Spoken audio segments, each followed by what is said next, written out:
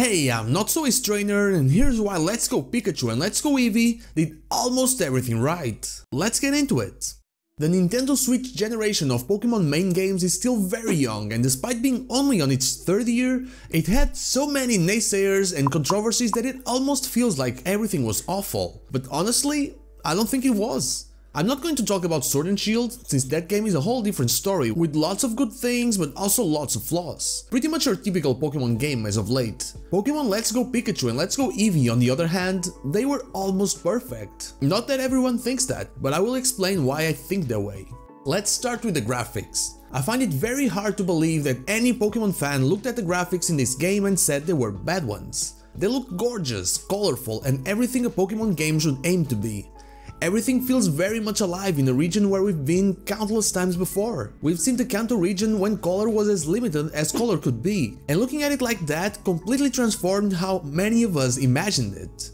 To make it even better, this was paired with Pokémon showing up in the overworld not only as wild Pokémon but also as our trusty companions that could follow us almost anywhere we went in a perfectly designed following mechanic. Something that, for some reason, was ruined in the following games.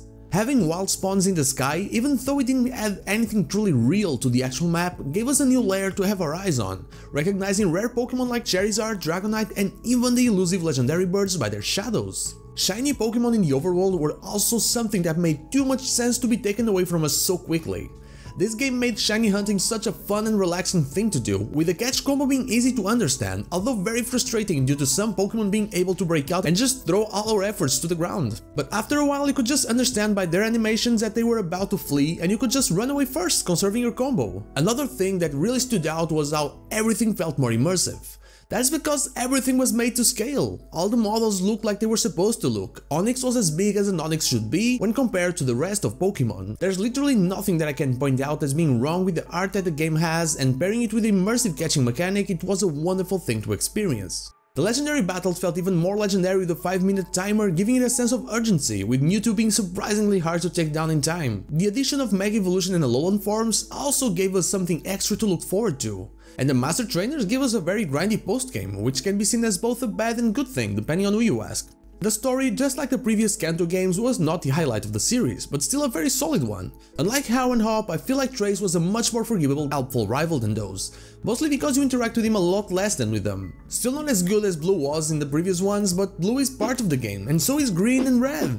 Still, although the catching mechanic was immersive, it did take away one of the core things in the Pokémon game, and those were the wild battles.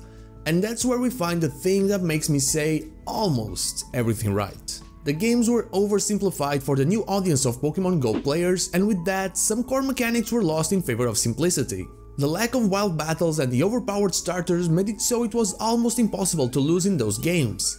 Also, with only 151 Pokémon in the game, 153 if we count Meltan and Melmetal, abilities should not have been a problem because of how great these games would be for new players to get used to them. The same goes for breathing, a mechanic that, while not technically present in Pokémon Go, wouldn't be completely alien to them since eggs are a big part of the app's gameplay. What I mean is that the game was simplified before they even started simplifying it, thus having no need for any further changes to the gameplay. We could have it all, with the Pokéball being thrown as it is in the final game whenever we wish to use it. The abilities would never be too much information to new players, and breathing would be an awesome discovery as it was back in Gen 2. And that's why I think Pokémon Let's Go did almost everything right in what it could have been as a remake of Gen 1. It innovated, it presented us with a beautiful art style and mechanics that should have never been taken away. But it was oversimplified. Something that seems to be a constant in the latest Pokémon games, though on these ones that cannot be justified by the sheer number of Pokémon there because we didn't have a lot of them. What about you? What are your thoughts on Let's Go? Did you like it or did you not? Let me know in the comments down below. Like the video if you like it, dislike if you don't, and remember to subscribe to the channel if you enjoyed the content, and also ring the bell so you are notified of when the next video is out. You can follow me on social media and Twitch, we stream there every day of the week, or join our Discord, all the links are in the description. Thank you so much for watching, and I'll see you all on the next one.